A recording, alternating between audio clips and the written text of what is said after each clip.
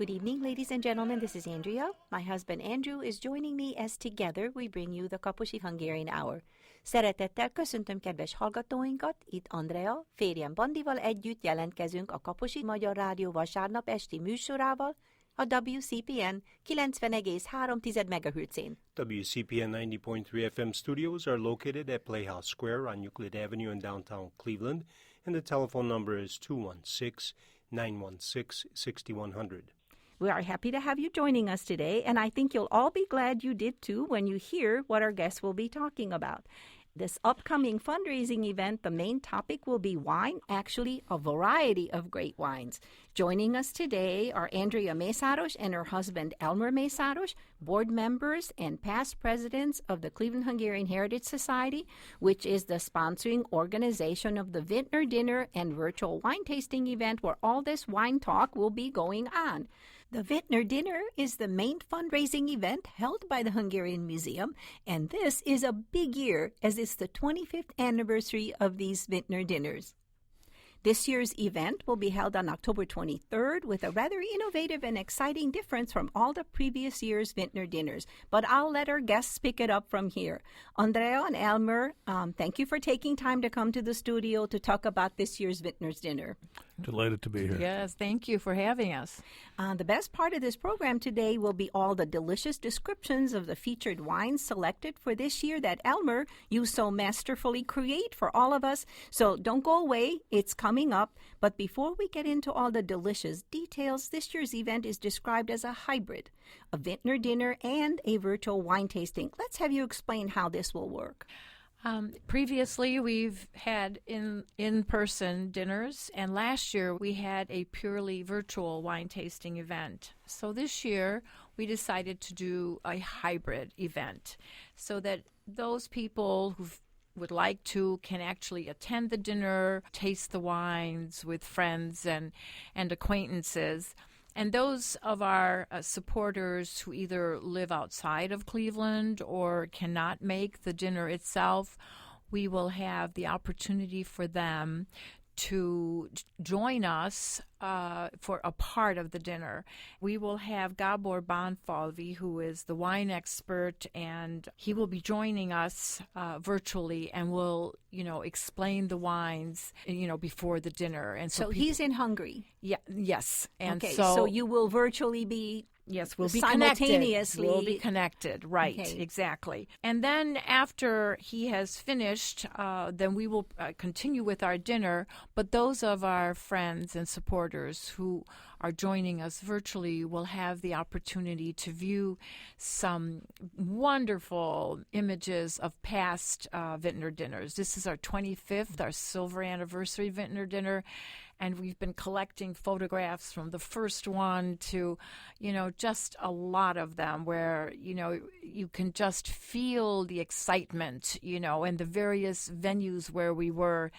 And it will just give people an opportunity to understand how important of a fundraiser this is for us, and that we're so happy that we're still around to have a 25th one. Totally. And also, I think for people who may have moved away, sure. Have connection to some of these people, I think it'll be a thrill for them to see some maybe friends on these images. Right. Are you also showing this at the physical dinner We are itself? showing it at the physical dinner during the first part, which is our reception, where we taste our first wine and people can browse the raffle tables and have wonderful appetizers, So it's going to be a Facebook Live event like last year.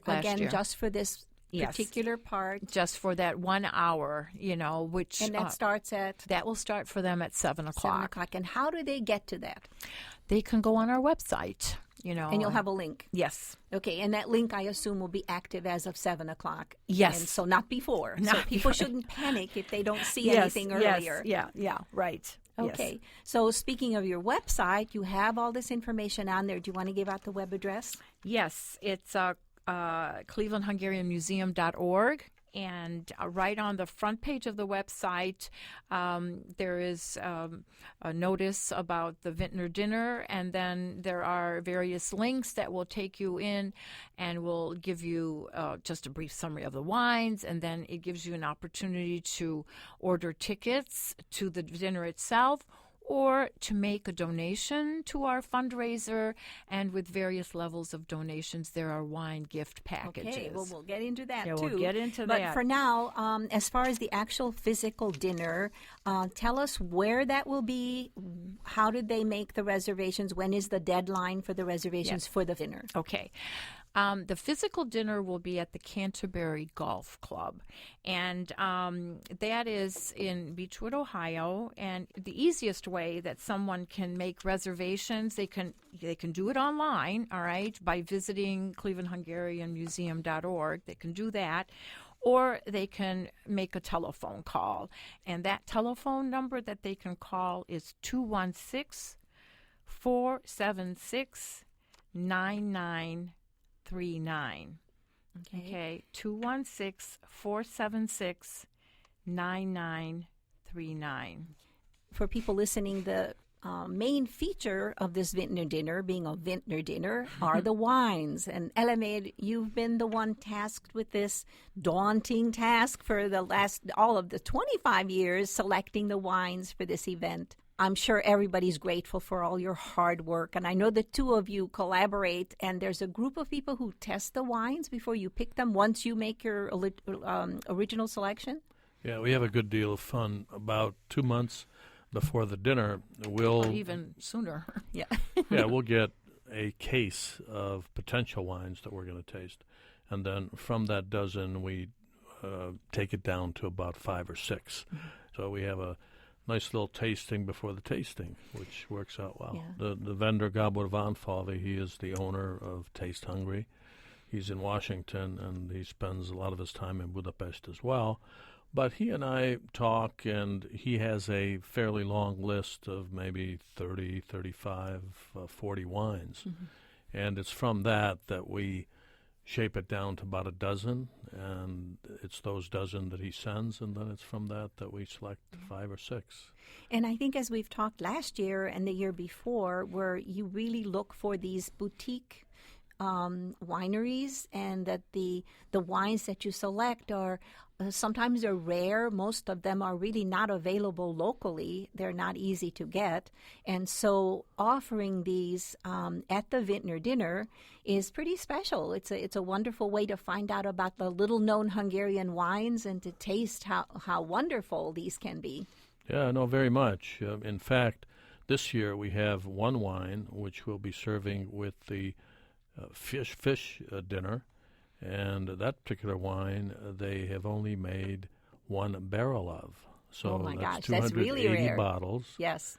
And we have, and Goblet imported the whole barrel, so all 280 bottles, and it's from that. So very few people in the world will ever taste this wine, but it was impressive enough when he went to the vineyard to visit with these folks that he really liked it. And he's an expert, and so...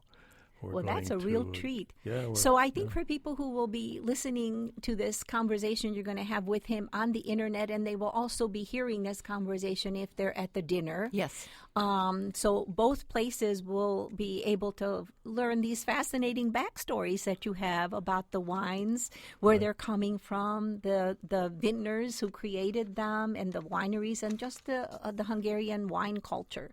So I think that's wonderful. It's something that everyone can take part in, whether they're at the dinner or if they're joining virtually. But also, if they're joining virtually, there is a way, this is why you're calling it a virtual wine tasting, where people can actually acquire these wines if they do not go to the dinner. So explain how that comes to be. If you cannot make the dinner, you can enjoy some of these wines through the donation process. This is a fundraiser, and if you make a donation, and there are 3 levels of donations, you can get 2, 4, or 6 packs of these wines and enjoy them, especially if you're interested in also hearing what Mr. Bonfalvi has to say the night of the dinner. Then if you get these wines in time, you can taste it as he's talking. Otherwise, you have to listen, and maybe the wines will arrive a little bit later, but they're shipped directly from Taste Hungry in Washington, D.C., And that's the way someone who's not present can taste the wines. So a person who wants to donate can see the various wines that come at the specific levels of donations, and then they can have that thank you gift shipped directly to their home. Each donor level, the first donor level has 2 bottles, the second 4, the third 6, and those levels all have written down which wines come with which donor level. Yeah. Yes. So as we're going to be talking about these wines, and you're going to be intrigued by how delicious some of these wines are, or maybe this particular one, LMA, that you mentioned that is truly rare. And again, remembering that the reason the museum has this event, it's a fundraiser. This is what they need to be able to perform all the functions that the museum does. So the donations become part of the way they do this, in addition to the attendance at the actual Vintner Dinner. So if you're going to make a donation, they want to give you these thank you gifts. And for the levels and the descriptions of the wines and the process of selecting your wines that go with your with a particular level of donation, you have that all on the website. That is all on the website, so it can all be done online. They have a special Vintner 2021 page, and you'll That's go to right. that, and all Yes. that information All is that there. information is and there. so that's their thank you gift for your donation, for That's supporting the museum. That's right. So let's talk about the wines. Let's go in order with the menu. I think we usually do it that way. And so you're going to start with appetizers.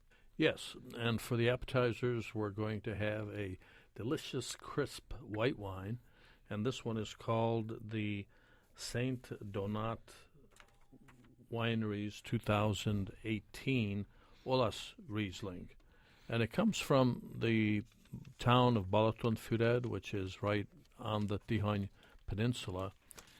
And this winery is one that we visited a couple of years ago.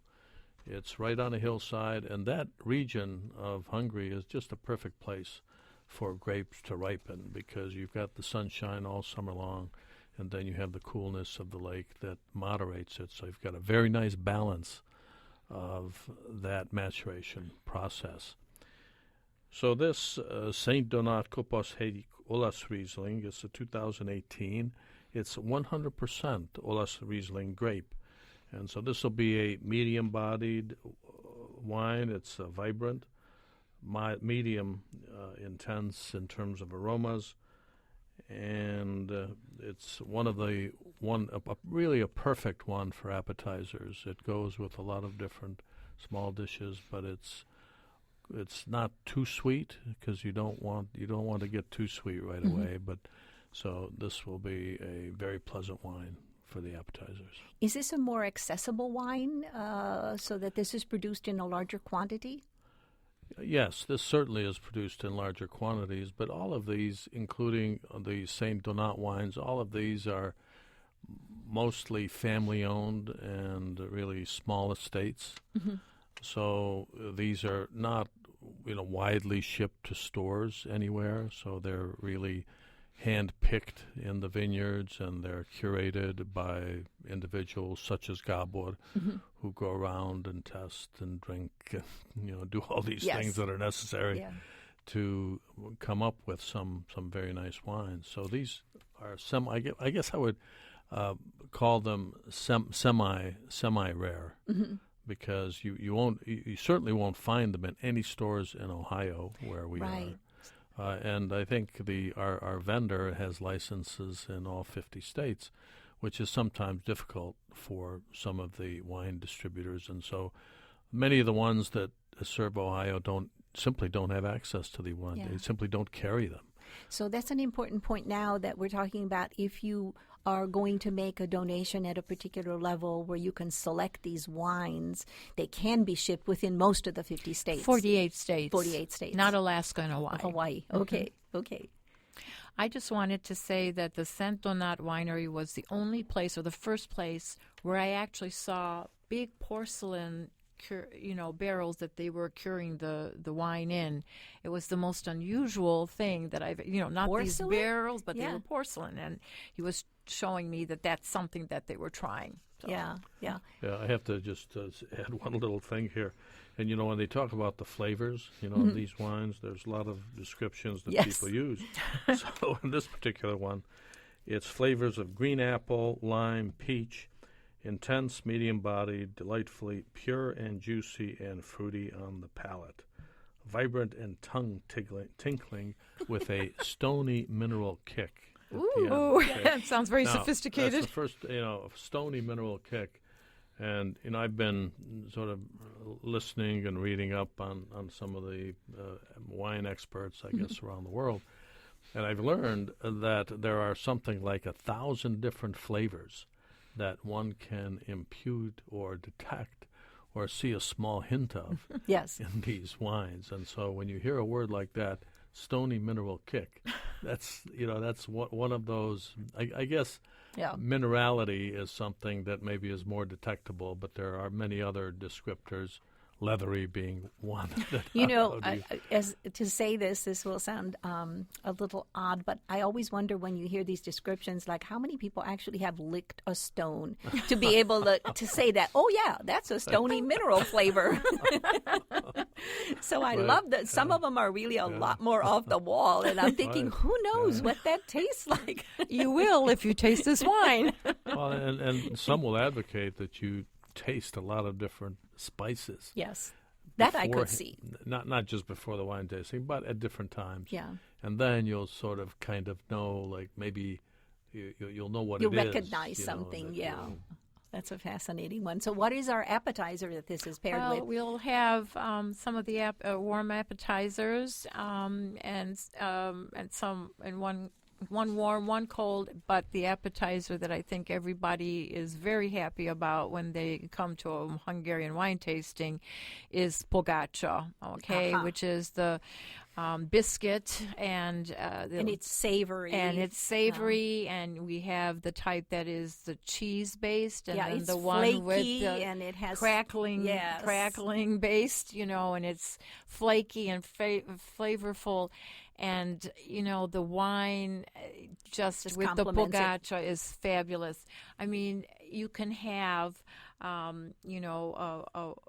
bruschetta or something like that. And that is very good, too. And we do offer a variety. Yes. Yeah. But by all means, try this if you've never tried it. It's a wonderful taste you'll never forget. Having wine and pogača as the what appetizer a great idea. Is very Magyar. Exactly. So we're on to the second wine. What do we have next? Our second wine is for the salad course, and that is from the Kapossy winery in the Zala region.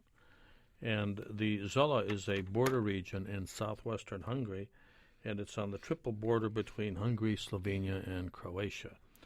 And the Kapossy is the best-known winery in the region and produces some of the best quality wines in the area. And from them, we have their Muda 2018. And the Muda 2018 is named for the Muda River, which is nearby.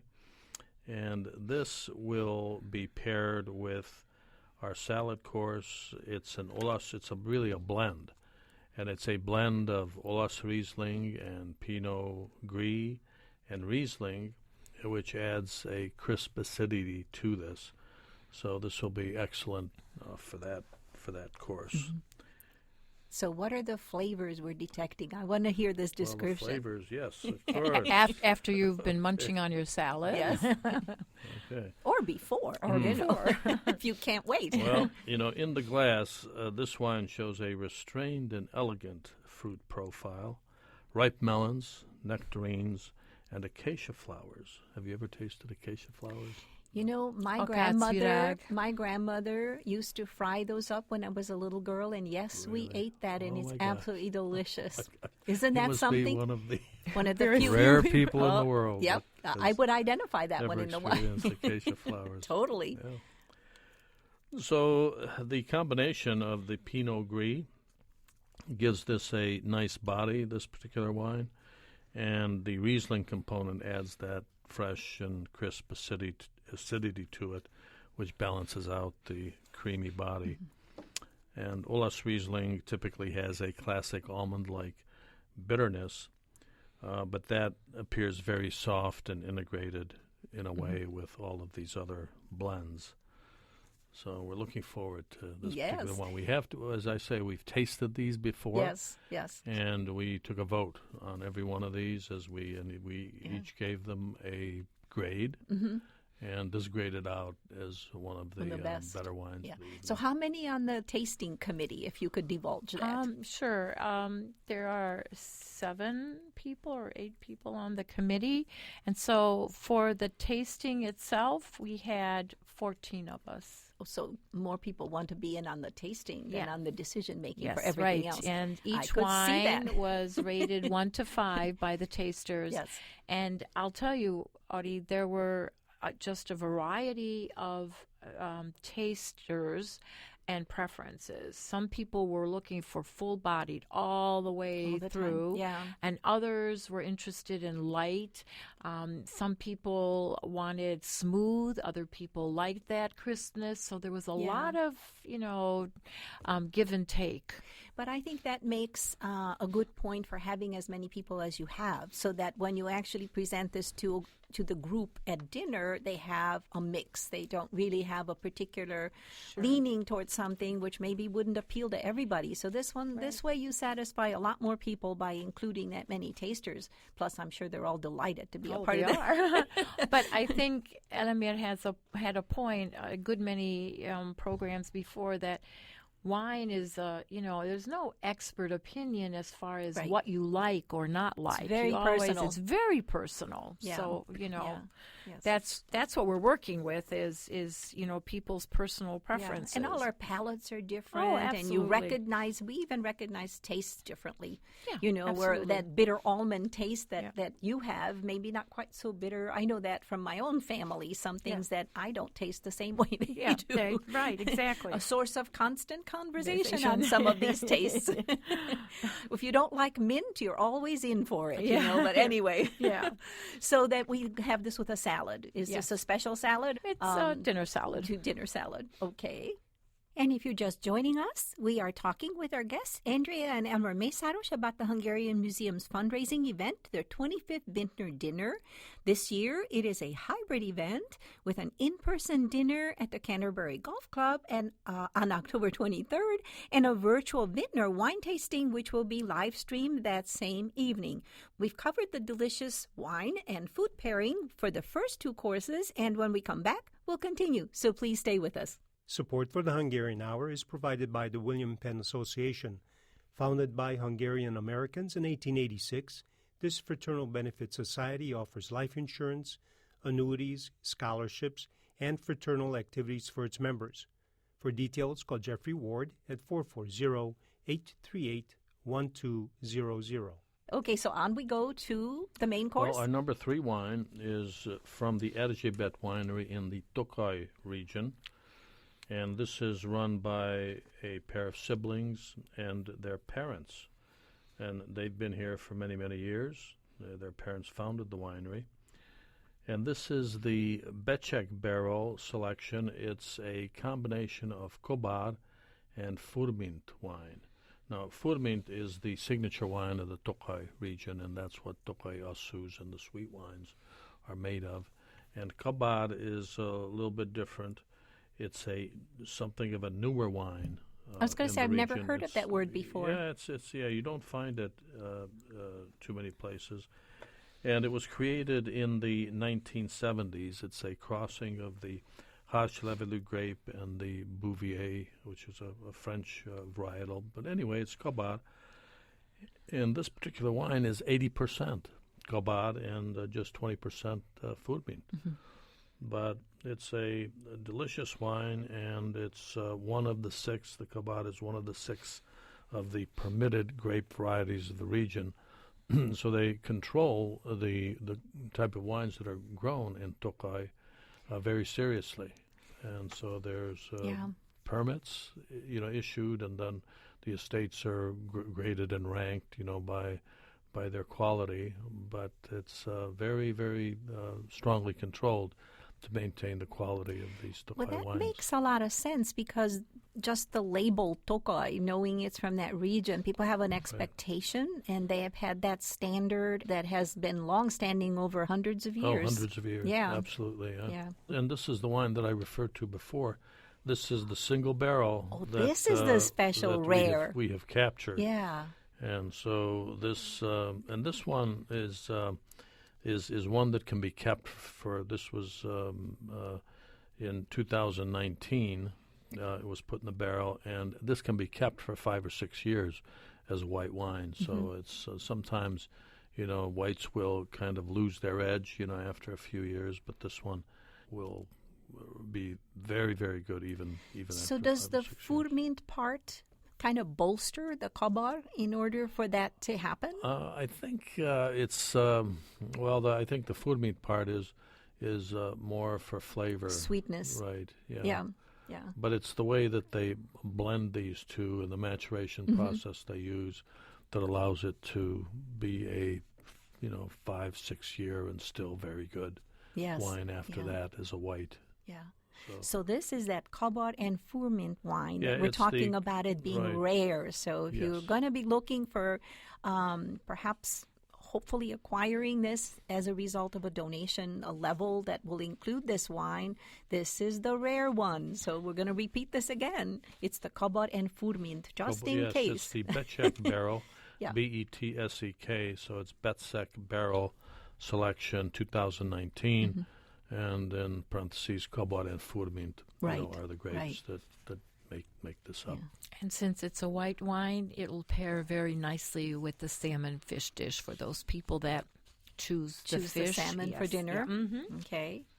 Or if they choose the vegetarian dish, because we have a choice of a salmon dish, a chicken dish, and a vegetarian dish. So that the chicken dish would be the other main meal that will have another wine that's Yes. suggested. Yes. But I think, as we've talked in the past, We whatever you always- like, test them all. Yeah, we always, in fact, that's what we suggest to people, that you have them fill both your wine glasses, one with the one and one with the next one that Elmer's So going to that talk about. old concept of a white wine with fish and a red wine with meat is really not necessarily I would say that it's still a good general rule, but I think people more and more have been crossing over and willing to experiment.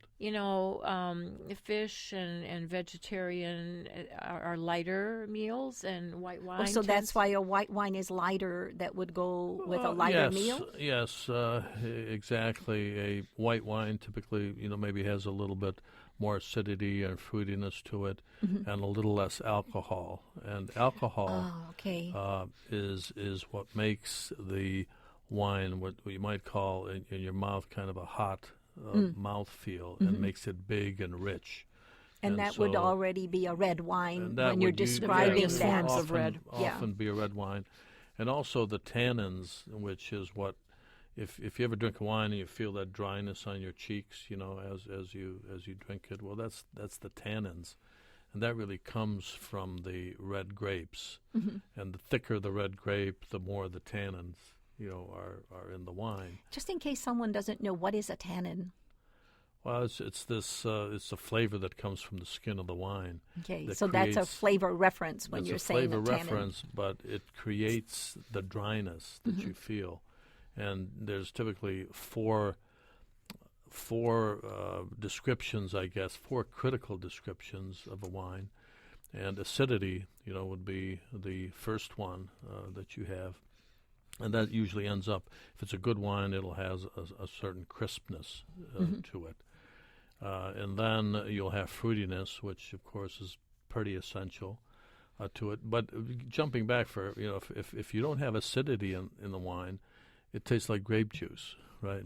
And so the difference between when the instant you taste the wine and take a sip, and it's a wine, okay, that you're So that's sensing what- the acidity yeah. right away. It's not the flatness or flabbiness of grape juice. So if you imagine tasting one after the other, that's what you would see. And so then after that you have the fruitiness, which has to be a very important part. And then alcohol is, of course, a critical part of the wine. Typically goes anywhere from maybe 10% to 15%, or maybe 16%, in the typical wines. Way different than, let's say, whiskeys and liquors, which could be 40, 50% Right. alcohol. Mm-hmm. So wines are more in that 10 to 15%. And then the tannins really come from the grapes of the wine. And that's, as we said before, these tannins, the thicker the red grape, the more the dryness, that you feel in your mouth. But the key thing is that these four elements really have to be in balance with each other. Right. And when one is out of balance, when it's too dry or maybe too much acidity to it, and Or so too fruity. So it fruity. overpowers the other it overpowers, components. right? Or a wine could be, sometimes a cheap wine could be very fruity, but nothing else. It's not very dry Yeah, in your mouth, or maybe not much alcohol. Or so the key is that all of these four elements be very much in balance with. So you one have to be another. able to detect all four, regardless of what your Well, I palate think many dictates. people Don't detect have no idea. that is. They just know they like it or they don't like it. Yeah. And maybe the Which reason is they like fair, it is which is because very it's, fair. Yeah, maybe the Right. reason they like it is because it's balanced, even though they don't Right. know it. Yeah.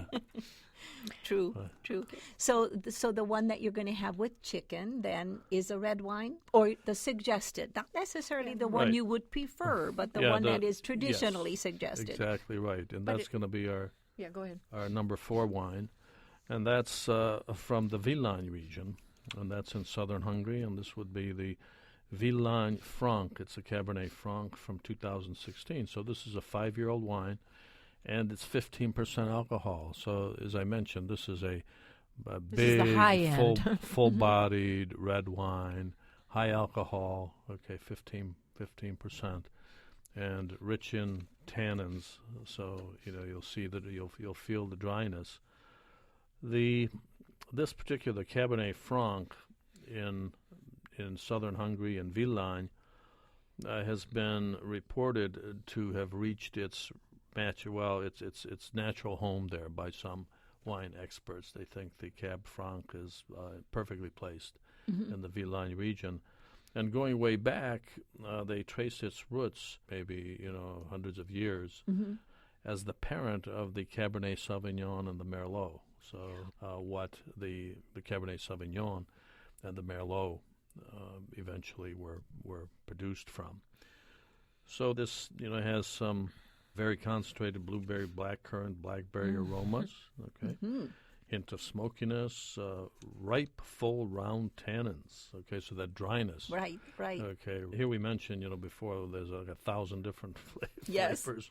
So here on the nose, when you and some So it's wine fragrance advocates, we're talking the about. fragrance, exactly. The bouquet. Yeah, Yes. and I think some of the wine experts will say, put your nose right in it. I mean, don't be shy. Don't take a little bit of a sniff. But Yeah, really inhale. Oh my gosh! Yeah, can you imagine people at a dinner, everybody with their nose, With their nose in the wine glass? glass. Yeah. Okay. And when you do that with this particular wine, you will have some.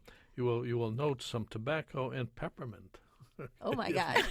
Tobacco and Peppermint. Right. Yes.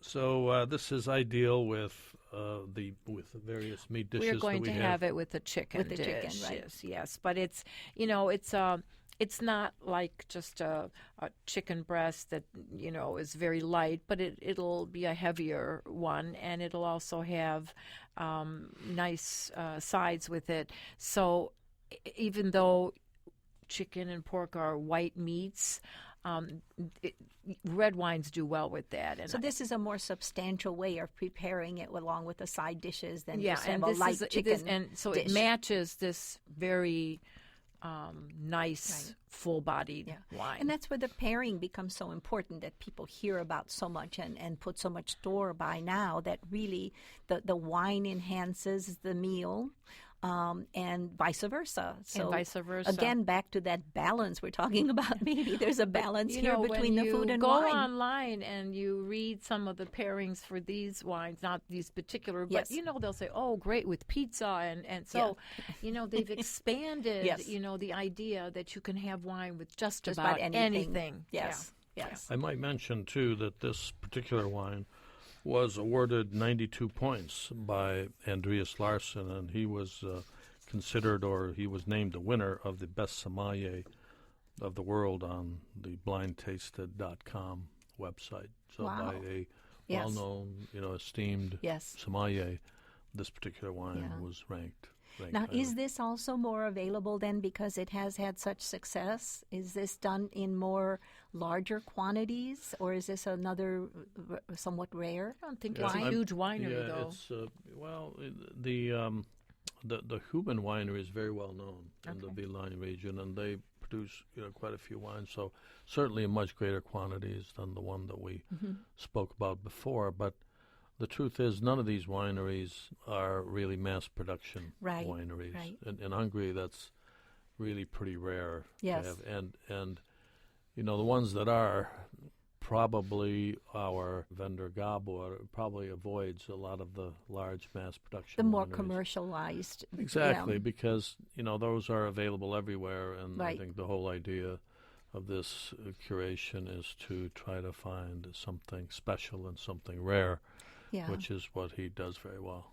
Well, I think the term boutique wines fits that's a Yes. wonderful concept to think about the fact that this is really on a small scale and with a great attention and love by the people who create it, and they care so much about their end product, not necessarily the commercialization of it and Yes. making it the most popular wine in the world. And I think there's an extraordinary understanding and knowledge about the soil, and they can give a lot of attention to that. Right. Yeah. And how long is Hungary's wine industry, or not, I don't want to use the word industry, but the culture that's been going on, just so listeners can understand that this goes back It's, a long 1,000 time. years. Right. It's 1,000. Right. since That's why some of the these days of the Romans. Yeah, it's- Pannonia was what the Romans considered their portion of the Roman Empire, and that was what it was known for back Right. in those days, during Roman days, is they cultivated wine. And so when, the barbarians from the east started to move in and the Romans began to pull out or push back, they left the wineries and everything there, and the locals still continued. Continued. Mhm. I think we've talked in prior years about just what this has gone through over, most particularly the communist era, when Sure. when the whole focus was really not on the Quality, but on the quantity. quality and uniqueness of a wine, but how fast can it go from here to market, and in what fabulous great quantities. And so I think you've mentioned that some of these grapes, which really are quite old, actually were in danger, and yet they have survived because families cared and took care of them and are resurrecting them in these small wineries. Yeah, and it's the craftsmanship and the artisanship of the winemaker that really matters. And I think you mentioned that they put their lives into it. I mean, this Right. is what they dedicate themselves to. Yeah. And someone said there's no better way to lose money than to invest in a winery. so it's a hard way to make money. It is. But, And especially, I think, because when they care, then yeah, it doesn't right, become exactly. an economic decision, but a perfection that they are trying to reach through the creation of this particular wine, that they know what they're after. No one else might understand that. I recall the Butt winery that we visited back 2012. a few years ago, yes. And there a young woman, she was only producing on 6 acres. And she said that, and at that time I think she was producing maybe 6,000 bottles a year, something like that. And she said that if she could get it up to 10 or 12, she said that would be perfect. Then she could support like 6 families, Yes. in the area. And I asked her, well, why wouldn't you want it to take it up to 20,000 bottles or 25? And she said, then I'd lose control of the quality. And that says She it all. said, right. Doesn't Yeah. it? And that's what all of those boutique wineries, I'm sure, feel the same way, that they want to produce what they want to produce, and they know what their end goal is. Yes. And I'm pretty sure throwing more money at it or more quantity is not the way they want to go whatsoever. Yeah, they see themselves as artisans. Yeah, they create. yeah, They are. exactly, They're artists, totally. And that's what we try to tap into Right. in this dinner every year. I think that's what makes this Vintner Dinner so special, because you do look for and you take the time to select these wines to give people this really unique experience that they really just can't get anywhere else. They're not going to go to a local wine store or even one that's stocked fairly well and maybe has knowledgeable staff, but they're not going to be able to find something this special. And this is a Hungarian museum. These are Hungarian wines. And, we're looking at a whole nother country and a whole nother culture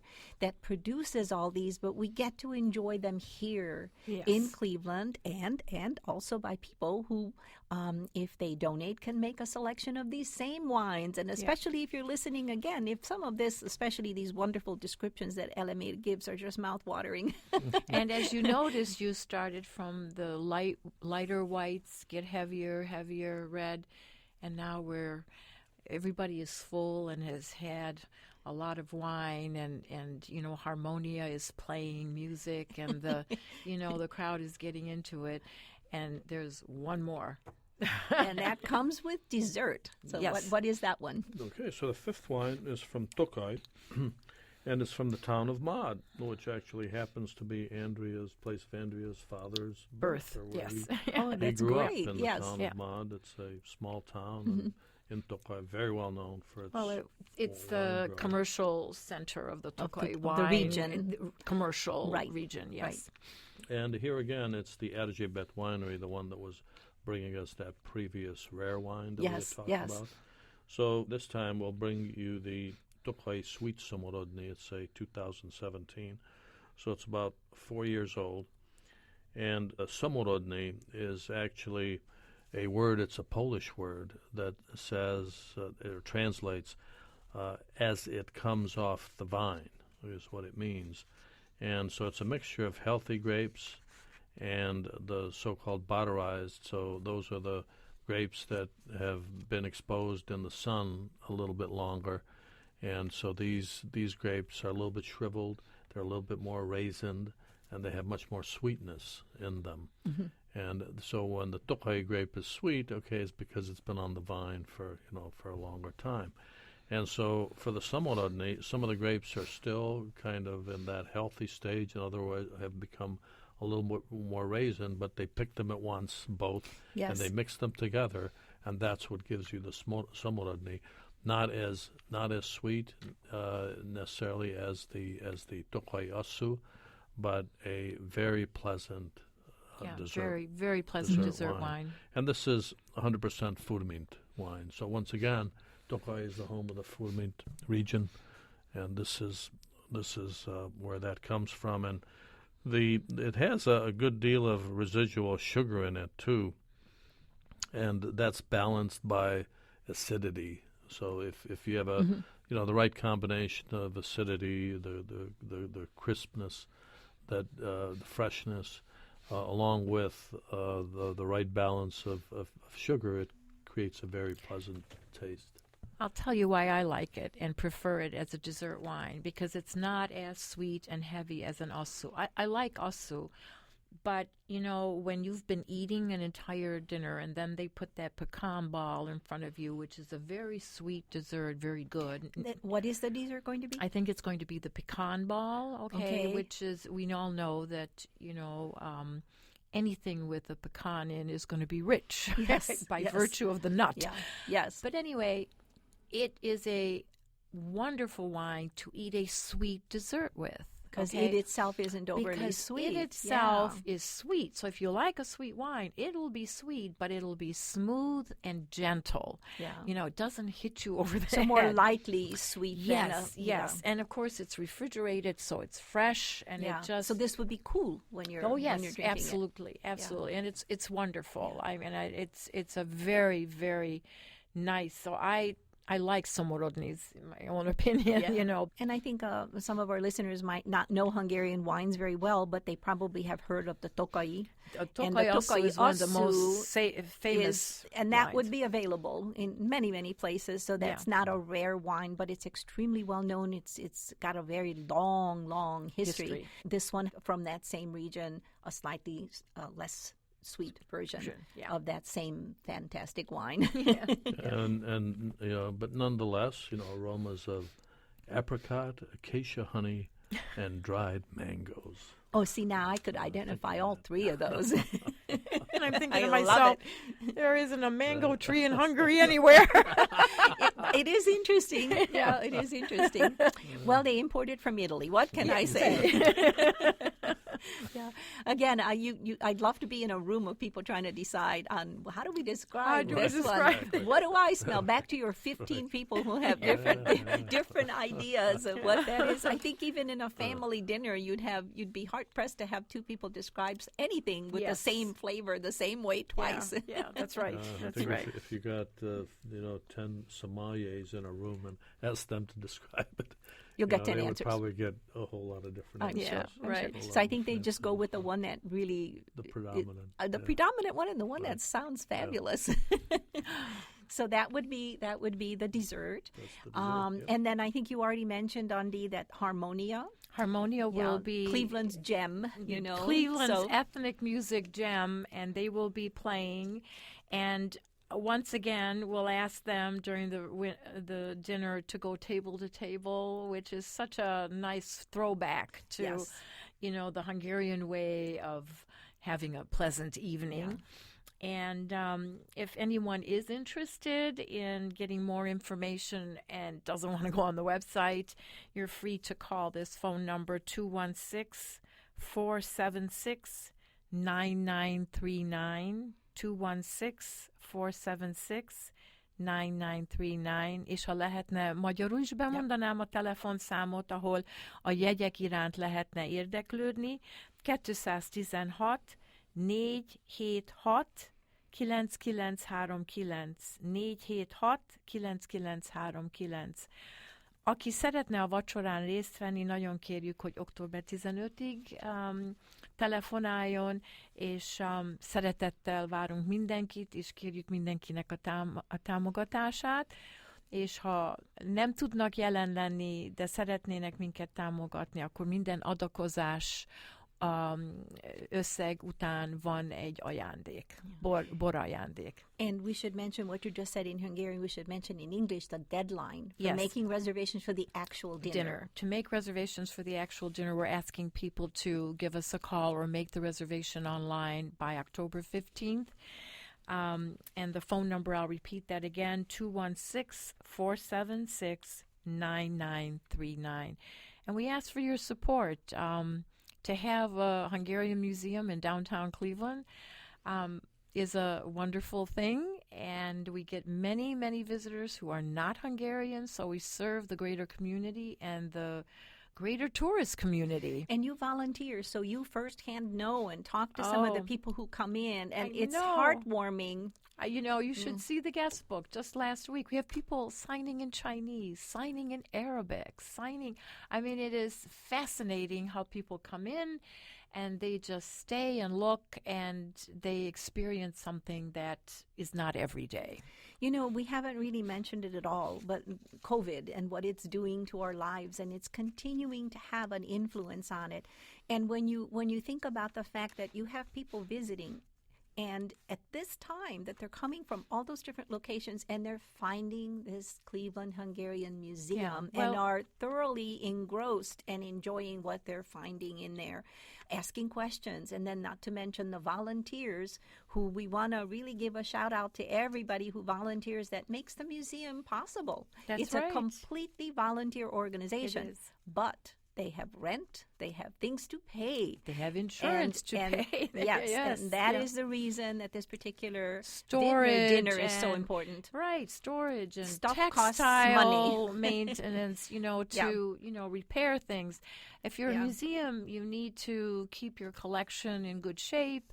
Archival material, library, we do so much. Yeah. And so we appreciate everyone's support. People listening haven't been there, do go down. You're open Wednesdays, Thursdays, Fridays from 11 to 3, and on those Saturdays, the second Saturday of the month when we have a program, Prior to COVID, we were open on Tuesday also, but we thought we'd start For slow. now, yeah. And we'll see how it goes. And you can always call the museum and make an appointment, a special appointment. Someone will be sure to open it up for you. And there have been a number of those where people are getting a special tour, and this is an Or amazing it's time to be it's able a family to do that. reunion, and Right. they can only come on Saturday Yes. or only come on Monday. We'll make it work. Right.